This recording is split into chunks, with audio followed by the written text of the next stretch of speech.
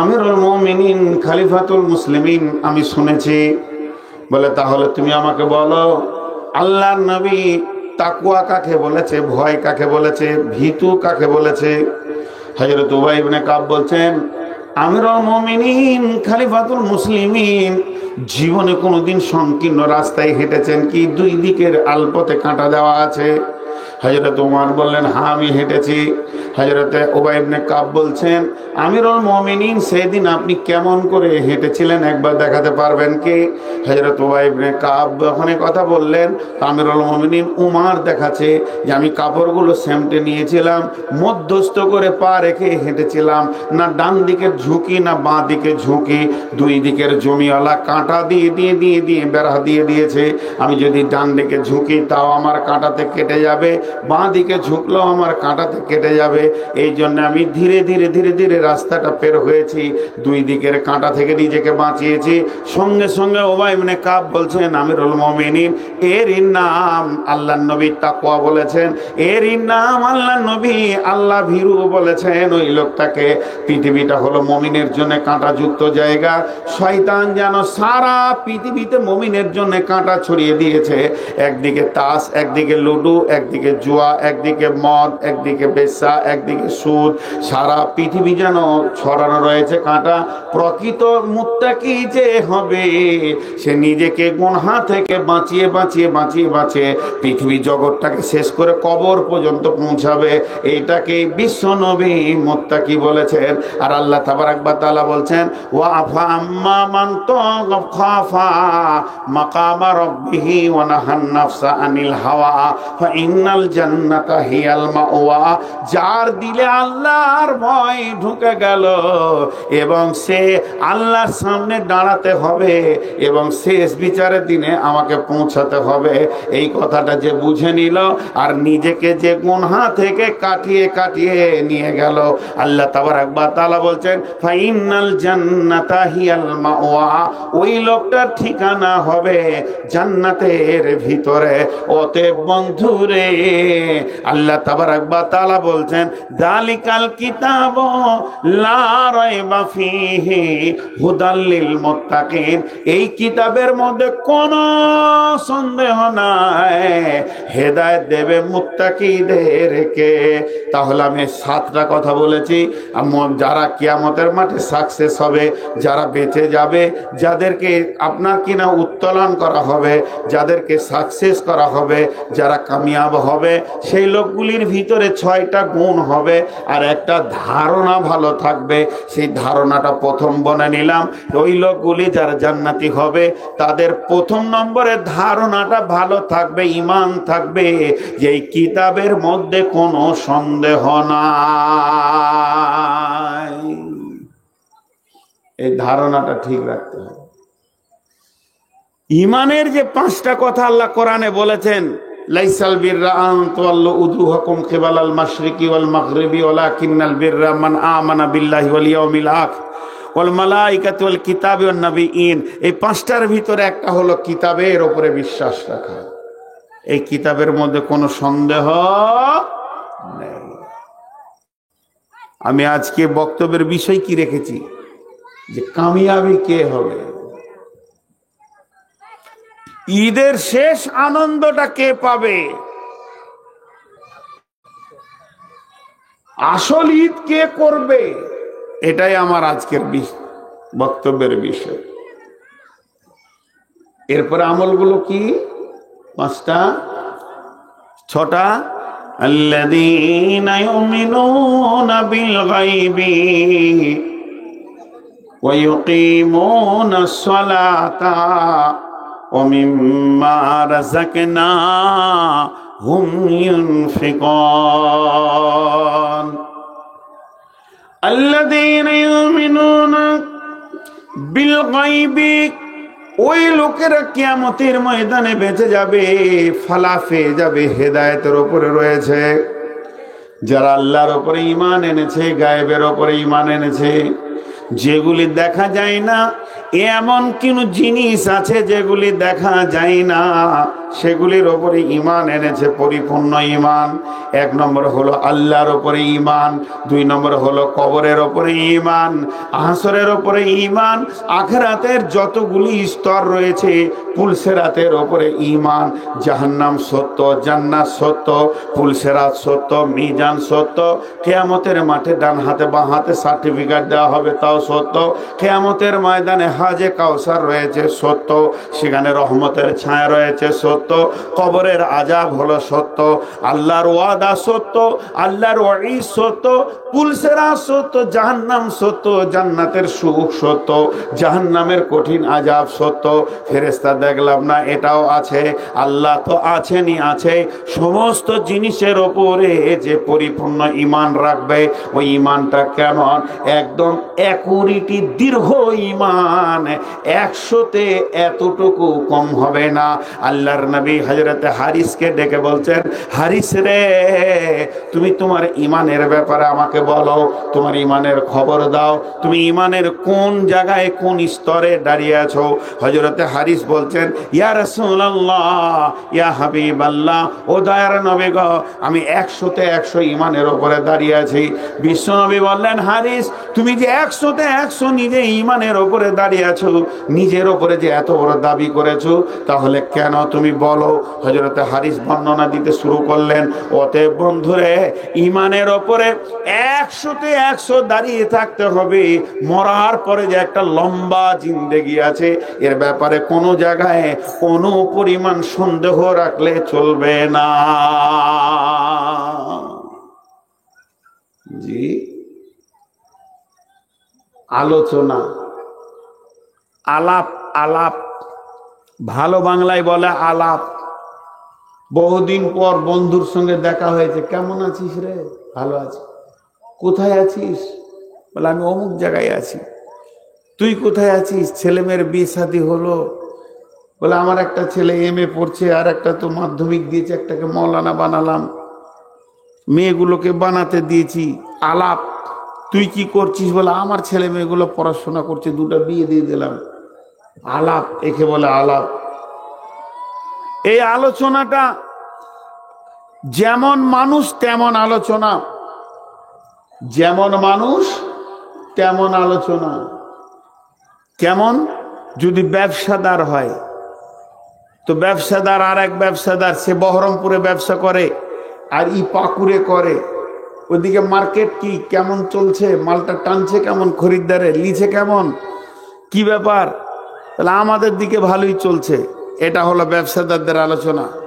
চাকরিজীবীদের আলোচনা আলাদা। কি ব্যাপার, ছেলেটা চাকরি পেলো? বলে না, বলে অবস্থা খারাপ, এই বোনাস পেলাম না, এই হলো না, ওই হলো না, আর যা অবস্থা স্কুলের। এদের চিন্তা আলাদা। ওই রকম ধরনের আলেম ওলামারা যদি আলাপ করে, কোন মাদ্রাসায় আছিস? বলে অমুক জায়গায়। আরে সেক্রেটারিটা একদম খচ্চর, শালা শয়তান, মাতাল আছে। এই যে এদের আলোচনা চলছে। পৃথিবীতে যত রকম মানুষ, আলাপের তত রূপ আছে। সব থেকে ভালো লাগবে যদি ডাক্তারদের আলাপ শুনেন। ডাক্তারের আলাপ শুনলে না কলিজে গরম হয়ে যাবে। পাকুড়ের ডাক্তার, ওর বিয়ে হয়েছে, ধরেলেন ও বহরমপুর রেজিনগরে, ওর শালাকে ফোন ধরিয়েছে, সেও এক ডাক্তার। কি ব্যাপার রে, কেমন আছিস? বলে দুলা ভাই ভালো আছি। তুমি কেমন আছো? ভালো আছি। বুবু কেমন আছে? ভালো আছে। বলে তোদের এলাকার খবর কি? চলছে মোটামুটি। বলে দা তোমার? বলে এইদিকে ভাইরাস ঢুকেছে, জ্বর। ভালোই চলছে মার্কেট, লুটে নিলাম। তোদের দিকে? বলে কিছুই নাই। বলে দোয়া কর, দোয়া কর, রোগ আসুক। এদের আবার আলাপ যদি শুনেন তো মাথা খারাপ হয়ে যায়। বিভিন্ন রকম আলাপ। কথাটা কেন বললাম? সাহাবীদের ভিতরে আলাপ ছিল, সাহাবীদের ভিতরে আলাপ ছিল। যখন আপনি সনাদকে পড়বেন তো দেখবেন, সামেতো আম্মি, সামেতো জাদ্দি, শুনেছি। শুনেছি মানে কি? তাদের আপোষ আলোচনা ছিল। রাসূলুল্লাহ সাল্লাল্লাহু আলাইহি ওয়াসাল্লাম এটা বলেছেন, ওটা বলেছেন। এটাকে বলে আলাপ। সামেতো মানে ওখানে আলাপ হয়েছে। সে আলাপগুলো কেমন ছিল? একটা সাহাবী দীর্ঘদিন চলে গেছে শাম, সিরিয়া ব্যবসা করতে। 6 মাস 8 মাস 9 মাস বছরের পর যখন সে ফিরছে মদিনাতে, আরেকজনের সঙ্গে দেখা, সালাম আলাইকুম। ওয়ালাইকুম আসসালাম। ভাই কেমন আছো? কাইফাল হাল, তুমি কেমন আছো? আন্তা? আলহামদুলিল্লাহ বিখাইর। চলছে, আলাপ চলছে, ছেলে মেয়ে, ঘর সংসার, বিজনেস কেমন হলো? আলহামদুলিল্লাহ, আল্লাহ বরকত দিয়েছেন, কিছু মাল আমি ইনকাম করতে পেরেছি। তুমি? বলে মাশাআল্লাহ, আমার খেজুরও ভালো হয়েছে, মার্কেটও ভালো পেয়েছি। যত কিছু আলাপ তারা করত, তাদের শেষ আলাপ ছিল কি জানেন ভাই? ইমানের হালাতটা, ভাই ইমানের হালাতটা কি? তার শেষকালে এসে ইমানে পৌঁছাতো, তখন একজন বলতো চোখের পানি ছেড়ে দিয়ে জাহান্নাম মনে পড়ছে না। আর একজন বলতো মনে পড়বে কেমন করে, মার্কেটে জমে গেছে। তখন আরেকজন বলতো তুমি কিছুটা ইমানের কথা বলো যাতে আমার ইমানটা ত্বরান্বিত হয়। বলতো তুমি খানিকটা বলো যাতে আমার ইমানটা ত্বরান্বিত হয়। এরই ভিতরে এও রসুলের সাহাবী, ওইও রসুলের সাহাবী, দুজনাই রসুলকে চিনেছেন, দেখেছেন, দেখছেন, এখনো রয়েছে। তারপরও তারা বলতো বিশ্বনবী বলেছেন কবরের আযাব আছে। তখন যে শুনতো সে সাক্ষী দিত বেশাক কবরের আযাব আছে, তুমি যা বলেছো তা সত্য। তো বিশ্বনবী বলেছেন কিয়ামতের ময়দানে কঠিন দিন, সেই দিনে রহমতের ছায়া ছাড়া কোনো ছায়া থাকবে না, বেশাক রহমতের ছায়া ছাড়া কোনো ছায়া থাকবে না। তারপরে বলতো সেখানে ওজন হবে দাঁড়ি পাল্লাতে, কেমন করে পুলসেরাতে পার হব, এই চিন্তাতে আমরা নিজেকে শুকিয়ে নিয়েছি। ভাই আমার, একে অপরে তারা ইমানের আলাপ করত, আখেরাতের আলাপ করত, জাহান্নামের আলাপ করত, আর নিজেকে থরথর করে কাঁদাতো, নিজের চোখের পানি পড়তো।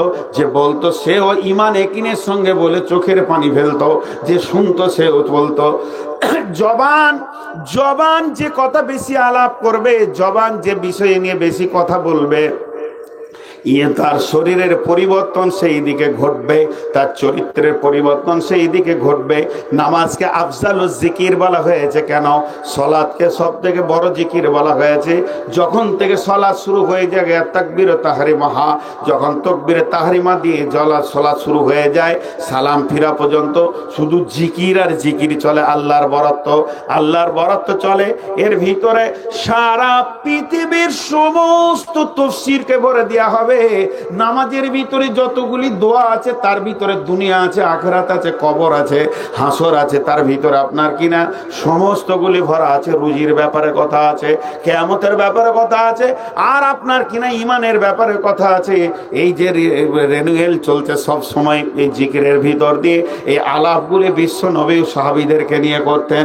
ইমানের ব্যাপারে হযরত ওমরকে যখন জিজ্ঞেস করা হয়েছিল তুমি কি তোমার নিজের জান থেকে আমাকে ভালোবাসো, ওমর বলেছিলেন ফার্স্টে না। তার মানে এটা ইমানের উপরে পরীক্ষা ছিল। হযরত ওমর যখন নিজের ব্রেনকে দিয়ে কোচিং নিয়ে নিল, বিশ্বনবীকে বললেন এ রাসূলুল্লাহ আমি আমার জান থেকে আপনাকে ভালোবাসি। বিশ্বনবী সঙ্গে সঙ্গে তার রেজাল্ট দিল, হে ওমর এখন তুমি কামিয়াবি ইমানে পৌঁছিয়েছো। তাহলে ইমানের একটা আলাপ চলতো। ঠিক ওই রকম বিশ্বনবী হযরতে হারিসকে ডেকে বলছেন হারিস রে এদিকে এসো, তোমার ইমানের ব্যাপারটা তুমি বলো। তার মানে ইমানের ব্যাপারে তাদের ধ্যান ধারণা একটা ছিল। আপনার ছেলেটা বিয়ে আপনার কিনা বিয়ের লাস্ট ইয়ারে পরীক্ষা দিচ্ছে পাকুড়ে, আপনার ছেলেটা যখন পরীক্ষার হলে ঢুকলো, ট্যালেন্টেড ব্রেনিয়ান ছেলে, 100টা মার্ক 100টা নম্বর নেওয়ার জন্য সে কলম নিয়ে যখন ভিতরে ঢুকে গেল, ছেলেটা 2.5 ঘন্টা পর যখন কলেজ থেকে বের হচ্ছে, আপনি মুচকি হেসে বলছেন বাবা তোমার ধারণা কি? ছেলে বলছে আব্বা আমি 100তে 95 তুলবো ইনশাআল্লাহ, আমি যা লিখেছি আমার ধারণা আমি 100তে 95 তুলবো। তার মানে সে ট্যালেন্টেড ছেলে, তার একটা ধারণা তাকে তৈরি করে দিয়েছে, হে হবিবুর তুই 100তে 95 তুলবি, যে নাম্বারগুলো তুই যাওয়ারে সওয়ালের জবাব তুই যেইভাবে দিয়েছিস। ঠিক সাহাবীদের ধারণাটা ওই রকম ছিল। সাহাবীটা যখন হযরত হারিস বললেন ইয়া রাসূলুল্লাহ আমি 100তে 100 অনুপরিমাণ কম নয়, ইমানের প্ল্যাটফর্মে দাঁড়িয়ে আছি, বেঈমানের প্ল্যাটফর্মে আমি যাই না। আল্লাহ আল্লাহর নবী প্রশ্ন করে ফেললেন, হারিস রে, তুমি নিজের উপরে এত কনফিডেন্স কি করে রেখেছো? তোমার আত্মবিশ্বাস কি করে রয়েছে? তুমি নিজের উপরে এত বিশ্বাসটাকে কঠিন কি করে রাখলে? হযরত হারিস বলছেন, ও দয়ার নবী গো, ও দয়ার নবী, আমি সকালে যখন ফজরের সালাত আদায় করেছি আর সকাল বেলায় যখন আমি দুনিয়া করছি, তখন আমি যেন জাহান্নামকে চোখে দেখতে পেয়েছি, জান্নাতকে চোখে দেখতে পেয়েছি। মনে হচ্ছে চামড়ার চোখে যেমন মানুষ পৃথিবী দেখে, আমি যেন ওইভাবেই জাহান্নামগুলো দেখছি। আপনি যেমন যেমন যেমন যেমন জাহান্নামের কথা বলেছেন, আমি ওই রকম জাহান্নামকে দেখছি। জাহান্নামের আগুনগুলো একে অপরে ছিঁড়াছিঁড়ি করছে, তারা মেঘের গর্জন মারছে, জাহান্নামীরা আর্তনাদ করছে, চিল্লাচ্ছে। তাদের ওই আর্তনাদ আমার কানকে যেন ঝাঁঝিয়ে তুলছে। আমি দুই চোখে জাহান্নামের আগুনের চামড়াগুলো জাহান্নামীদের যেন খালিয়ে নেওয়া হচ্ছে, খালগুলোকে, এগুলো যেন আমি নিজের চোখে দেখছি। তেমনি আপনি যেগুলো ওয়াদার কথা বলেছেন, আমি জান্নাতের আঙ্গুরগুলো যেন থোকা থোকা ঝুলছে দেখছি। আমার মনে হচ্ছে আপনার জবান আর আমার চোখ একটু তিল পরিমাণ কম বেশি নাই। আমি জান্নাত জাহান্নামকে দেখছি। একদিকে আমার জাহান্নামের ভয় আমার ভিতরকে ভাই ভেসার করে দিয়েছে, কাঁপিয়ে দিয়েছে, কাঁদিয়ে দিয়েছে। আর একদিকে জান্নাতের আশা আমার মনকে উত্তলা করে দিয়েছে, উতলা করে দিয়েছে। জান্নাত আর জাহান্নাম, এই অবস্থা আমার সকাল গেছে, এই অবস্থায় আমার দুপুর গেছে, এই অবস্থায় আমার আসর গেছে, একই অবস্থায় আমার সন্ধ্যা হতে চলেছে। আমি যেন জান্নাত আর জাহান্নামকে দেখছি। আপনার জবানের সঙ্গে সব মিলে গেছে। বিশ্বনবী বলছেন, হারিস রে, তুমি যে নিজের ওপরে ইমানের দাবি করেছো, তোমার ইমানটা দৃঢ় সত্য আছে, তোমার ইমান 100-তে 100 আছে। ভাইয়েরা আমার, এর জন্য আল্লাহ তাবারাক ওয়া তাআলা বলছে, কামিয়াব যদি নিতে চাও, প্রথম নম্বর গুণ হচ্ছে তোমার আল্লাহর ওয়াইদ আর আল্লাহর ওয়াদার উপরে এতটা পরিমাণ ইমান রাখতে হবে, আল্লাহর উপরে এতটা পরিমাণ ইমান রাখতে হবে, ফেরেশতার উপরে এতটা পরিমাণ ইমান রাখতে হবে, যেন দৃঢ় সত্যটা দিবালোকের আলোর মতো আমি দেখতে পেয়েছি। আল্লাযীনা ইউমিনুনা বিল গায়বি, যে লোকেরা গায়েবের উপরে ঈমান এনেছে, যেটা দেখলো না, আল্লাহকে দেখলো না, ঈমান আনলো, ফেরেশতা দেখলো না, ঈমান আনলো, আর জান্নাত জাহান্নাম দেখলো না, কবরের আযাব দেখলো না, ঈমান আনলো। এদের জন্য আল্লাহ বলছেন, আল্লাযীনা ইউমিনুনা বিল গায়বি। নাম্বার 2, ওই লোকটা দ্বিতীয় গুণ কি হবে? ওয়ায়ুকিমুনাস সালাতা, তখন তার বিবেক বলবে একমাত্র কামিয়াব লুকানো রয়েছে নামাজের ভিতরে। আজান বলছে চল, ওই জায়গা থেকে বাঁচবি তা তুই মসজিদে চল। মুয়াজ্জিন কি বলে? হাইয়া আলাস সালাহ, হাইয়া আলাস সালাহ, হাইয়া আলাল ফালাহ, হাইয়া আলাল ফালাহ। আজানটা বাংলায় দি, আয় তোরা নামাজে আয়, আয় তোরা নামাজে আয়, আয় তোরা কামিয়াবি নিবি তো আয়, আয় তোরা কামিয়াবি নিবি তো আয়।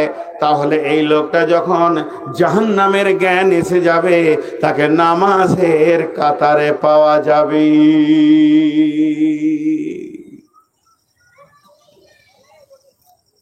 তাকে বলতে হবে না নামাজ পড়, তাকে বলতে হবে না নামাজ পড়, সে নামাজ পড়বে। জি, কিছু জিনিস আছে বলতে হয় না, আরেকটা দেখে সে বুঝে নেয়। ভুট্টা মেলেছেন, ভুট্টা শুকাতে দিয়েছেন, আর পূব দিকে কালো মেঘ উঠেছে, ওকে বলতে হবে না যে ভুট্টাটি উঠা, খালি বলতে হবে ওই ওই যে কালো মেঘ। ও সব কাজ ছেড়ে দে, ভুট্টা উঠাবে। কালো মেঘ যার মাথায় ঢুকে যাবে যে ও কি করে, ওই ম্যাগের কাজ কি, এটা যখন ওর মাথায় ঢুকে যাবে তো ভুট্টাটি তুলবে। তো যার ভিতরে জাহান্নাম আর জান্নাত আর আখিরাতের জ্ঞান ঢুকে যাবে, ওকে বলতে হবে না নামাজ পড়, ওই মসজিদ খুঁজে বার করবে। যেটি লোক নামাজের কাতারে আজও দাঁড়াচ্ছে, ওদের গর্দনে ধাক্কা দিয়ে কেউ মসজিদে নিয়ে যায়নি, একমাত্র নিয়ে যাচ্ছে তো জাহান্নাম নিয়ে যাচ্ছে। জি, গতকালকে বায়ান করতে করতে বললাম, এটা কেড়ে বিড়ি খেয়েছে এত সুন্দর করে সমাজের ভিতরে, ওটা কেড়ে ওই ওই ছাগল, সমাজ বলে জ্ঞান নাই, এতগুলোর ভিতরে বিড়ি টানতে টানতে যেছে। হ্যাঁ, এদেরকে কে বুঝাবে, কে বুঝাবে? হ্যাঁ, বেয়াদব। তো যে কথা আমি বলছি যে ওর গতকালকে বায়ানে একটা কথা বলে দিয়েছি যে কবরের আযাব সত্য, কিয়ামতে 50,000 বছরে দাঁড়িয়ে থাকতে হবে তাও সত্য, কিয়ামতের আযাব সত্য, পুলসেরাতের একটা আযাব আছে সত্য। তো কবর, কিয়ামত আর পুলসেরাত এটা আল্লাহর নিয়ামত। হাজি ভাই, কবরের আযাব আল্লাহর নিয়ামত। কিয়ামতটা এত লম্বা করলো, আল্লাহ এত বড় ক্ষমতাবান, যদি মনে করে যে সারা পৃথিবীর লোকের বিচারটা আমি 1 সেকেন্ড লাই টুক করে এক চুটিকে নিয়ে নিব, কে জান্নাতি কে জাহান্নামী, পারবেন, সে ক্ষমতা আছে। তারপরও এত লম্বা করছে,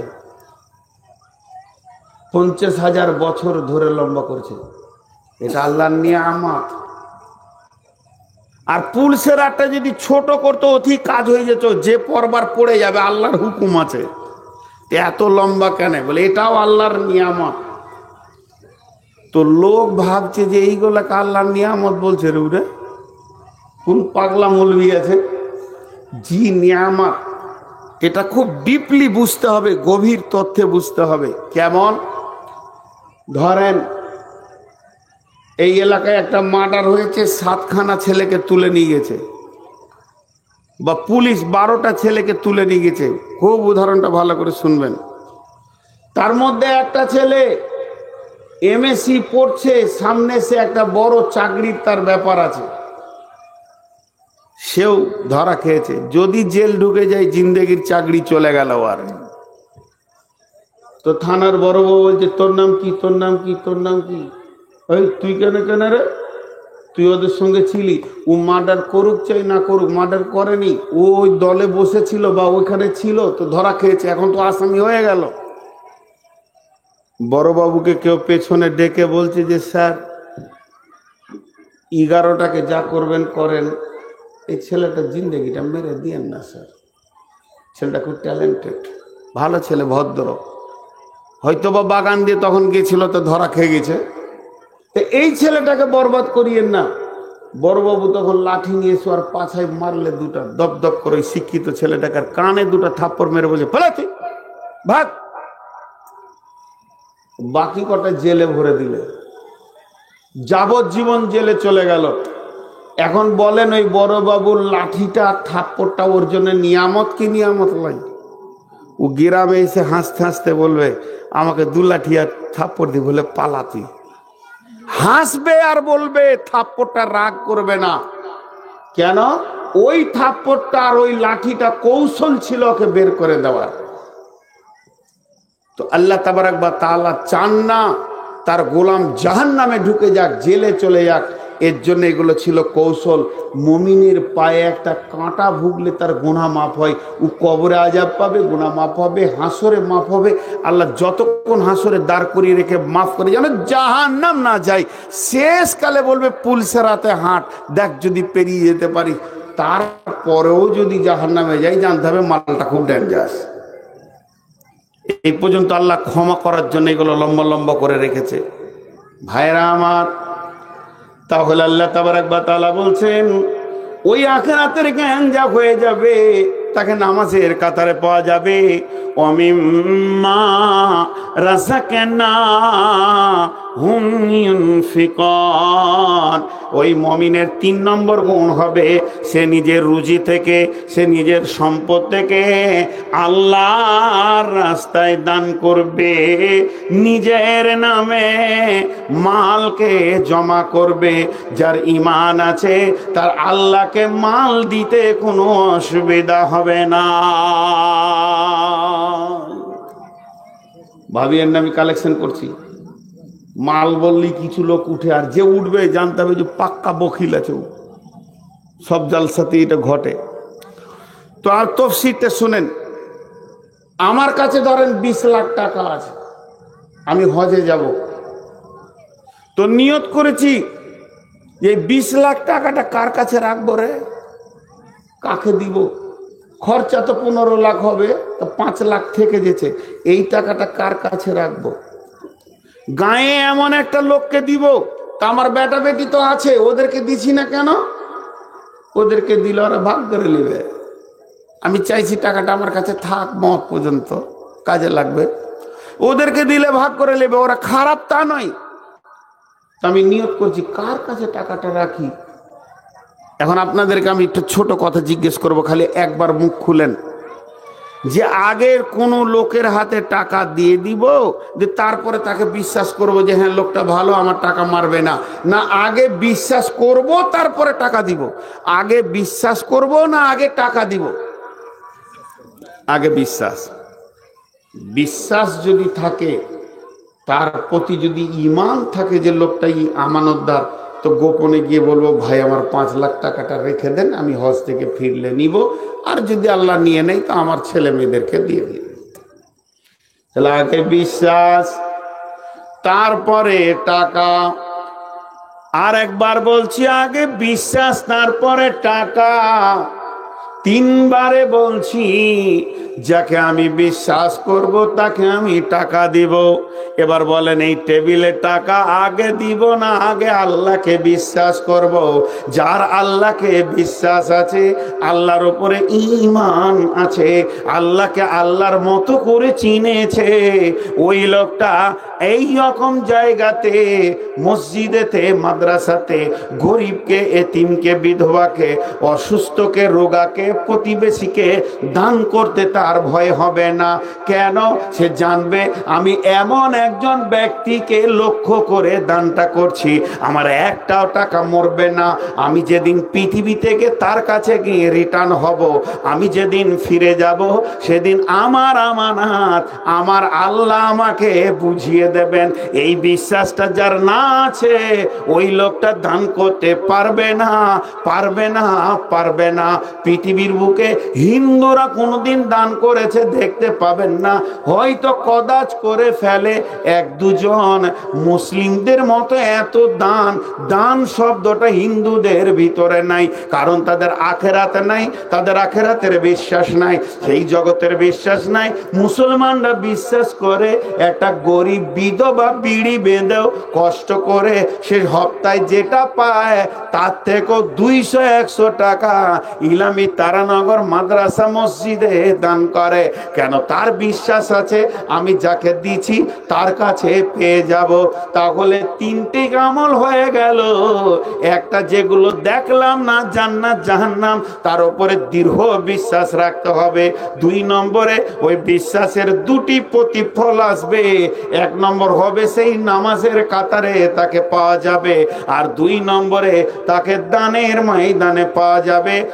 তাহলে যে লোকটা কিয়ামতের মাঠে বাঁচবে রে, ওদের 3খানা গুণের কথা বলা হয়ে গেল। 4 নম্বরে হলো ওয়াল্লাযীনা ইউমিনুনা বিমা উনজিলা ইলাইকা ওয়া মা উনজিলা মিন ক্বাবলিকা। আর ওই লোকেরা তাদের উপরে যেটা নাযিল করা হয়েছে এর উপরে ঈমান রাখবে, এটাকে তারা অবিশ্বাস করবে না। ওয়া মা উনজিলা মিন ক্বাবলিকা, এটা শেষ কিতাব। শেষ কিতাব যখনই বলা যাবে তাহলে জানতে হবে এর আগে কোনো কিতাব ছিল। সেই কিতাবগুলো অন্য অন্য নবী নবীরা এনেছিলেন তার উপরে ঈমান রাখতে হবে।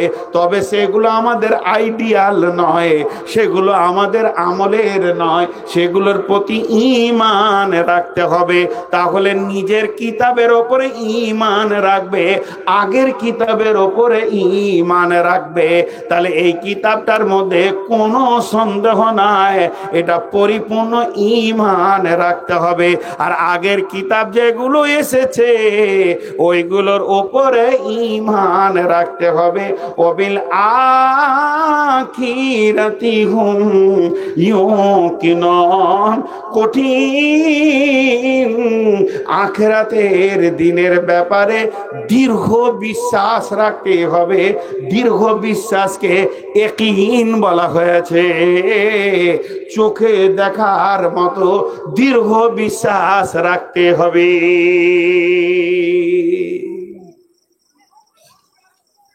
গুনেলেন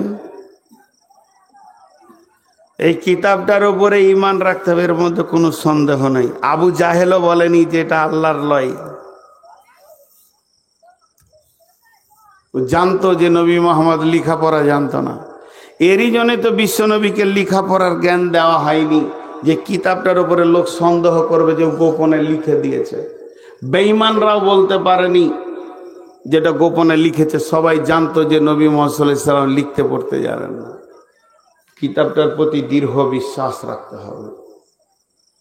আর আগের কিতাবের ওপরে তওরাত, ইনজিল, জবুর, আসমানি কিতাব অনেক আছে, 130-125-এর ওপরেও। খাস কিতাব 4টা, তওরাত, ইনজিল, জবুর, ফুরকান, কোরআন।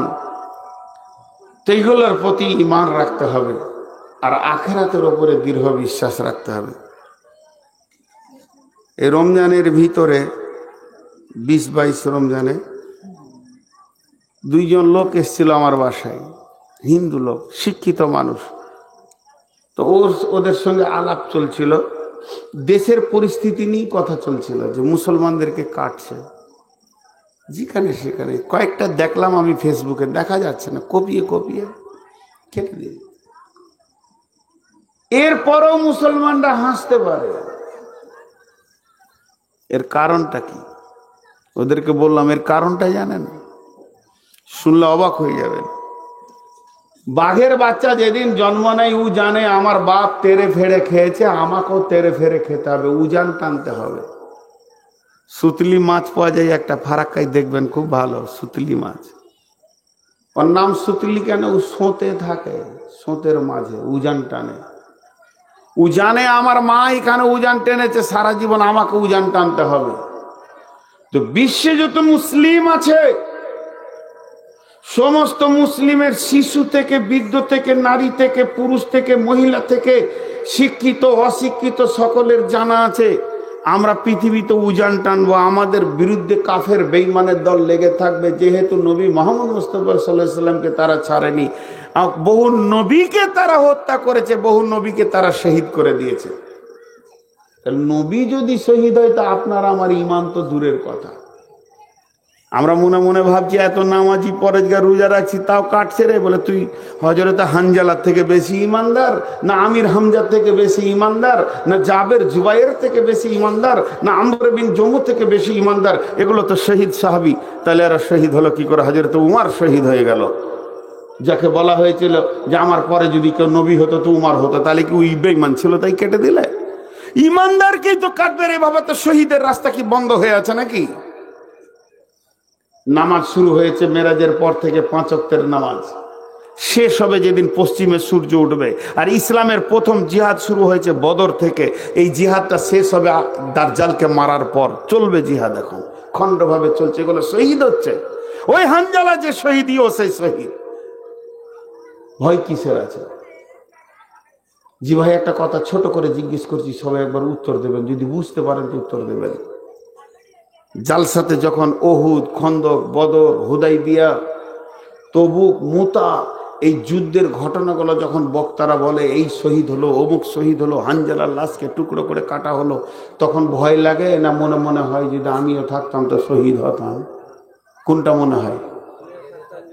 আমিও থাকলে সেদিন শহীদ হতাম। এটাই তো ঈমান, এটাই তো মুসলমানদের আকাঙ্ক্ষা।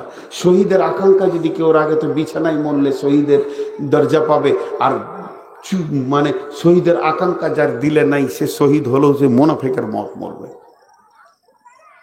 আকাঙ্ক্ষা রাখতে হবে। একটা মুসলিম ছেলে দিল্লি থেকে ফোন করে বলছে, ভাই বহুদিন শুনেছি বক্তাদের মুখে যে উহুদ, বদর, খন্দক, এবার দেখতে পাবো ইনশাল্লাহ, ময়দানে নামবো ইনশাল্লাহ। এই জন্য আমাদের ভয় কি? সাহাবারা যারা মাজমাইনদের যেগুলো নারী ছিল, সাহাবিয়া ছিল, তাদের বাপ, ভাই, ছেলে, স্বামী যদি শহীদ হতো, তাদের দিলে গর্ব আসতো, আমি শহীদের বোন, আমি শহীদের স্ত্রী, আমি শহীদের মা। জি, হযরত খানসা রাদিয়াল্লাহু তাআলা আনহা বলেছিলেন, এই আল্লাহ, তুই কিয়ামতের মাঠে যেদিন বলবি খানসা তোর আমল নেওয়া নিয়ে আয়, আমি বলবো আমি 4 শহীদের বোন। আমাদের মেয়েরাও তো ভয় নেই। এগুলো ভয় করে দুনিয়া করতে গেলে হবে? মৌলানা আব্দুর রহমানকে যেদিন ফাঁসি দেওয়া হয় তার আগের দিনে ওর বাড়িতে কাগজ পৌঁছানো হয়েছিল। খুব পরেশগার আলিম, বাংলাদেশে অত পরেশগার আলিম ছিল না, কিন্তু একটাই দোষ ছিল, ওনার আইলে হাদিস। আর বেরেলিরা সহ্য করতে পারলো না, ওনার ফতোয়া ছিল খুব সুন্দর। ওনাকে যেদিন ফাঁসি দেওয়া হয়, ওনার ফাঁসির পরোয়ানাটা বাড়িতে পৌঁছাতে এসেছিল, কেউ ধরেনি, ওনার বোন ধরেছিল। লাশ যখন দিতে আসলো, পুলিশ সিকিউরিটি লাশকে গছিয়ে দেওয়ার জন্য একটা কাগজে সই নেবে, কেউ যায়নি, ওনার বোন গেছিল। সাংবাদিকরা জিজ্ঞাসা করছে ওর বোনকে, তোমার ধারণা কি? বলে, আজকে আমাদের বাড়িতে সকলে আনন্দিত যে আমার ভাই শহীদ হয়েছে, বাতিলের কাছে মাথা নামও করেনি। ওই মেয়েটি যখন ওই কথা বলেছিল পুলিশের ফোর্সের ভিতরে সাংবাদিকদেরকে, যে আমাদের ঘরে আমরা সকলে আনন্দিত যে আমার বংশে একজন শহীদ হয়েছে, বাতিলের কাছে মাথা নামও করেনি, সেদিন সব অবাক হয়ে গেছে। কেন এত দূর পারে?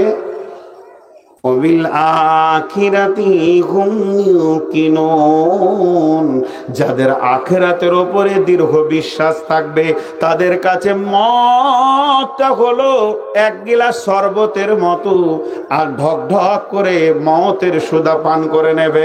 সাহাবা রাদিয়াল্লাহু আজমাইনেরা যখন শুনতো, আল্লাহর নবী মসজিদে নববীতে বললেন, জায়েদ কোথায় আছো, তুমি রেডি হয়ে যাও। জায়েদের পরে যখন বললো আব্বা জাফর বিন আবি তালেব, জায়েদের পরে তোমাকে আমি মুতার দ্বিতীয় সেনাপতি বানালাম। জায়েদ দিবালোকে সূর্যের আলোর মতো বুঝতে পারছে আর পৃথিবীতে আমি বেঁচে থাকবো না। বিশ্বনবী যখন বললেন এর জাফর ইবনে আবু তালেবের পরে, এরপরে আমি তৃতীয় সেনাপতি বানালাম আব্দুল্লাহ ইবনে রাওয়াহাকে, তখন জাফর ইবনে আবি তালেব সূর্যের আলোর মতো বুঝতে পেরে নিল, আমি আর পৃথিবীতে বেঁচে থাকবো না, ছেলে মেয়ের কাছে থাকবো না, পৃথিবীর সুখ ছেড়ে চলে যাব। এরপরে বিশ্বনবী বললেন, জিহাদের ময়দানে তোমরা চতুর্থ সেনাপতি যাকে মনোনীত করে নেবে, দেখে শুনে একটা বানিয়ে নিও। আব্দুল্লাহ ইবনে রাওয়াহা বুঝে নিলেন, আর আমি পৃথিবীর বুকে থাকবো না। তাহলে এই লোকগুলি কত আনন্দিত হয়েছে, মওত যেন তত্তর তত্তর করে কাছে আসছে। আর আল্লাহর নবী বলছেন, আখিরি জামানা এমন আসবে, আমার উম্মত মওতকে ভয় করবে, ঘৃণা করবে, দুনিয়াকে ভালোবাসবে।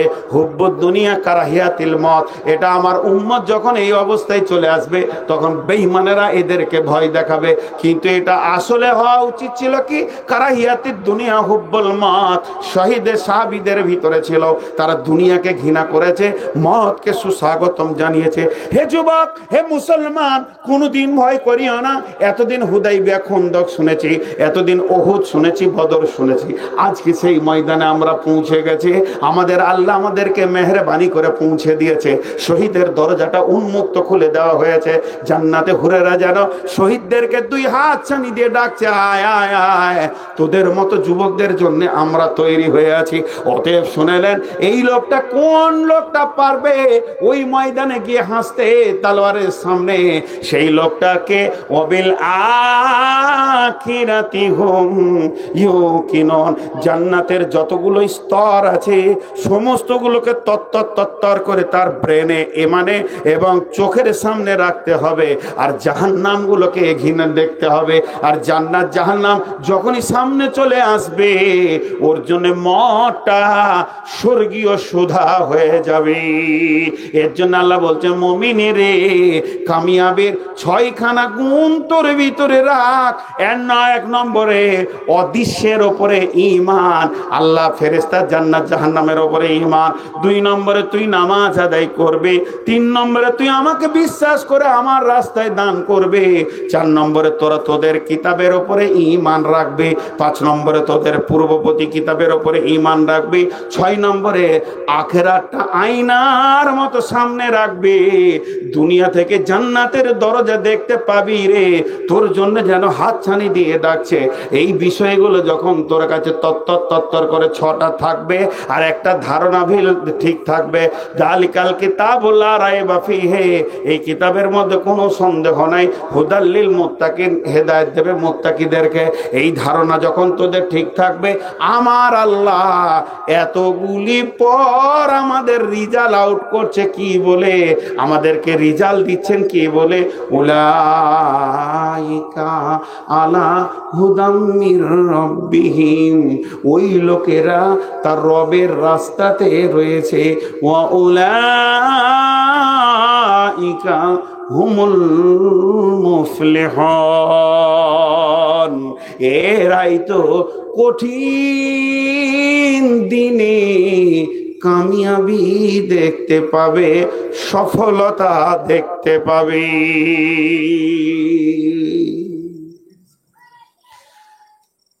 একজনও উঠবেন না, আল্লাহর রাস্তে বলছে। 1.5 ঘন্টা হয়ে গেছে বলছি না? তো সত্য কথা বলতে এবার আপনাদেরকে কয়েকটা কথা বলি। কেউ উঠবেন না, আপনাদের হাতগুলো ধরে বলছি। এরপর থেকে আল্লাহ বক্তব্য শুরু করেছে, পুরো 1.5-2 রুকু খালি মুনাফিকদের চরিত্র, মুনাফিকদের চরিত্র। আল্লাহু আকবার। কোরআনের এই মুফলিহুনের পর থেকে যে মুনাফিকদের চরিত্র শুরু করেছেন আল্লাহ, একদম 2 রুকু পর্যন্ত টেনেছেন। তো যাই হোক, আমি আপনাদের কাছে এই পর্যন্তই টোটাল বক্তব্যটাকে 1 মিনিটে বলে দিছি। প্রকৃত কামিয়াব ওই হবে কিয়ামতের মাঠে, আর পৃথিবীতে হেদায়েতের রোডে ওই থাকবে যার ভিতরে 6টা গুণ থাকবে, একটা ধারণা ভালো থাকবে। ধারণাটা হচ্ছে কোরআনের ভিতরে কোনো ভুল ত্রুটি নাই, এটা মুত্তাকিদের জন্য হেদায়েত। আর আমলগুলি হচ্ছে আল্লাহর উপরে, আখিরাতের উপরে দৃঢ় বিশ্বাস, নামাজ পড়বে, দান করবে, আর কিতাবের উপরে ঈমান রাখবে, পূর্ববর্তী কিতাবের উপর ঈমান রাখবে, আর আখিরাতে স্বচ্ছ ধারণা রাখবে। কেউ উঠবেন না, আমি আপনাদের কাছে কটা মিনিট টাইম চেয়ে নিচ্ছি। কেউ উঠবেন না, আল্লাহর রাস্তা। আমি ছাড়বো, দোয়া পড়ে ছাড়বো, একসঙ্গে ছাড়বো, সবাই নেকি পাবো। আমি খালি 500 টাকা, 1000 টাকা, 2000 টাকা কয়েকটা লোককে দেখতে চাইছি, আখিরাতের ব্যাংকে আপনারা জমা করেন। আর টাইম নিচ্ছি মাত্র 7 মিনিট। আল্লাহর রাস্তা দিচ্ছি সকলে, এই 7 মিনিট উঠিয়েন না, তাহলে আমার 1.25-2 ঘন্টা হয়ে যাবে। আমি ভেবেছিলাম আজকে 1 ঘন্টার বেশি পারবো না। আমার বিআই অসুস্থ, উনি আসতে চাইছেন না, তাও জোর করে নিয়ে আসলাম।